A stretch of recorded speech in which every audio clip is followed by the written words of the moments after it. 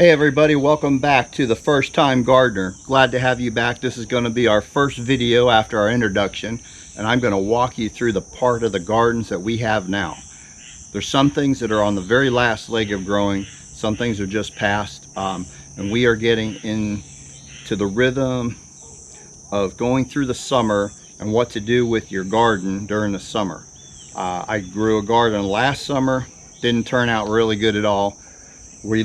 I live in Florida, in Sumter County, which is north central Florida, and it's super hot, muggy. You either get days of drought where there's no rain, or you get days of rain every day. And I just found out that between the bugs, the heat, lack of moisture, I didn't want to go through that again. So I'm going to be a fall guy and a spring guy as far as gardening. And possibly maybe next summer I might look into doing something over the summer. There's several things you can grow in the heat, but most of the things that you can grow we don't really like or eat, so you know, it's kind of limited to what we do.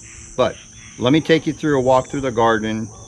I'm going to show it to you, and then I'm going to explain a couple things that's coming up in the next week that we're going to do for the summer garden. All right, come on, let's take a walk.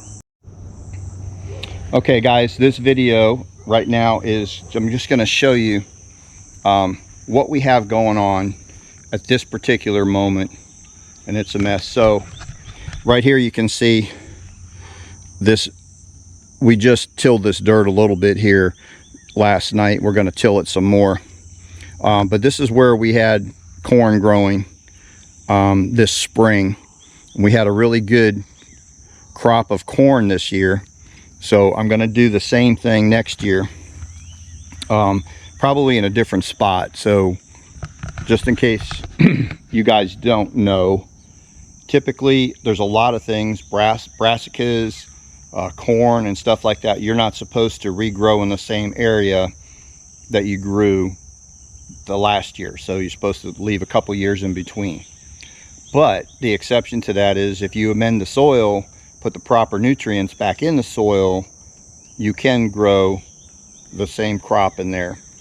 I try to move it around myself so I don't have it in the same spot, but if you do a little research and amend your soils to what the product or whatever you're growing needs, you can do it.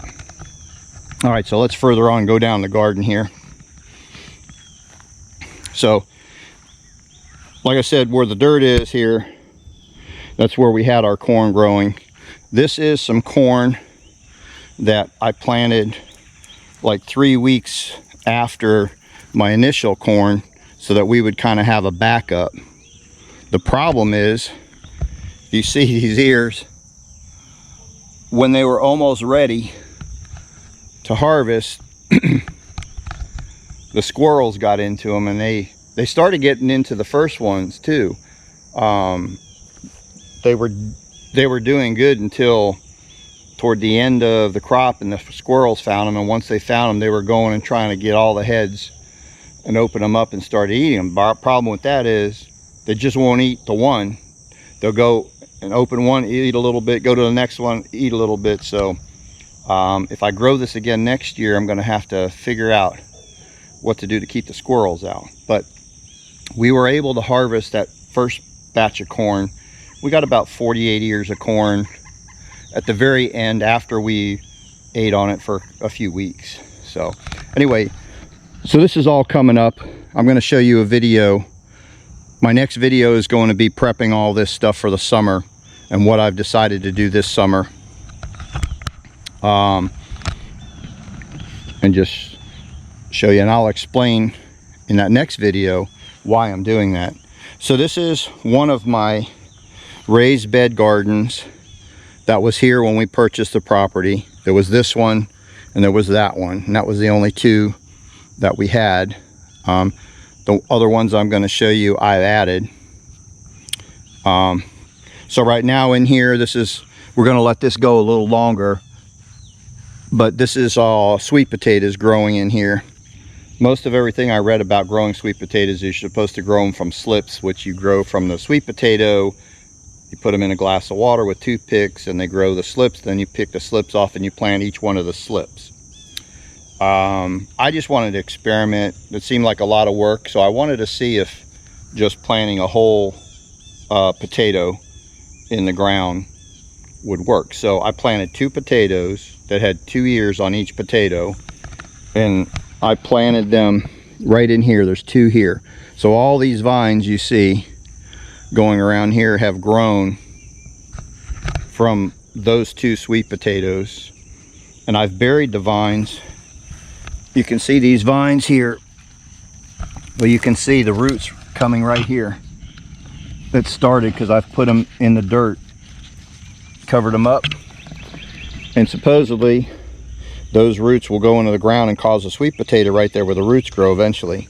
But you're talking months down the road, and I don't have time for all that to take root. So it takes about 120 days from the time you plant them until the harvesting, which is, I didn't write the date down, but it's coming up pretty quick. So I would say by next month I'm going to pull all these up and see what we have, and of course I'll make a video when I do that so you can see.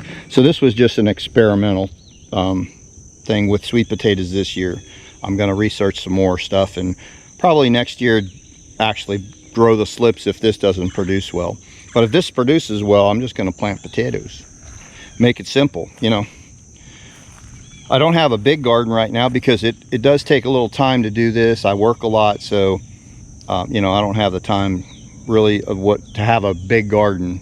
So anyway, this is the second bed that I have, raised bed. Those are cucumbers. This is the second batch of cucumbers. They didn't do good at all. They got a lot of flowers but didn't produce any fruit, but we did get some cucumbers on the first one. And as you notice, I got a lot of marigolds planted in here. So it's a good thing in your garden in order to draw the bees, because the bees is what pollinates your garden. It's good to incorporate flowers. So I have zinnias and marigolds in there, plus the plants themselves have the blooms on there that draw the bees.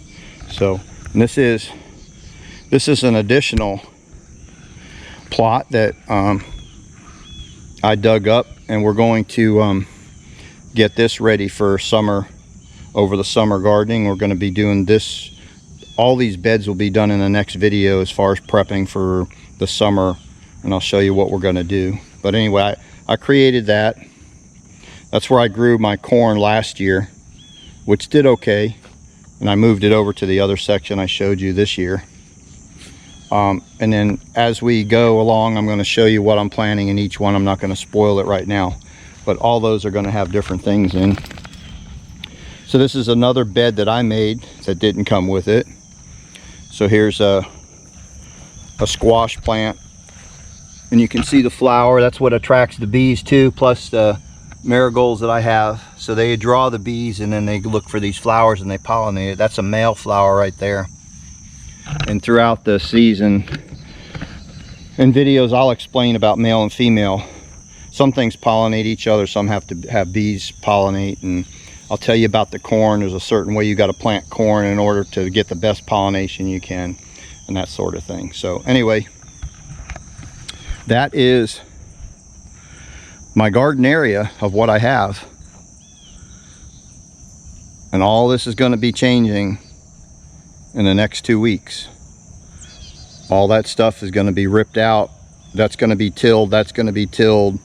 This is all going to be ripped out. That's all going to be tilled. I've already started tilling that, but we're going to till it again.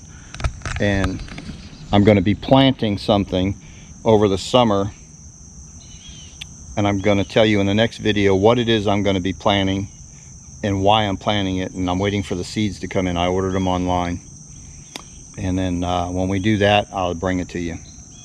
So anyway, this is my first video after the introduction to the first time gardener. I hope you will embrace my new channel, subscribe if you haven't subscribed yet, and share it with your friends. If anybody you know gardens or want to garden, please share this. It makes a world of difference to a first time gardener. I'm going to give you a lot of hints and tricks that I learned from when I first started. So, and then if you would, give me a thumbs up for this video. It really helps the YouTube and my analytics push it out to other people. And then look forward to a lot more coming up, because we got a lot of content coming up pretty quick now, because I've got a lot of information to share with you guys. So anyway, till we see you in the garden next time, take care, thank God, God bless, and we'll see you on the next one.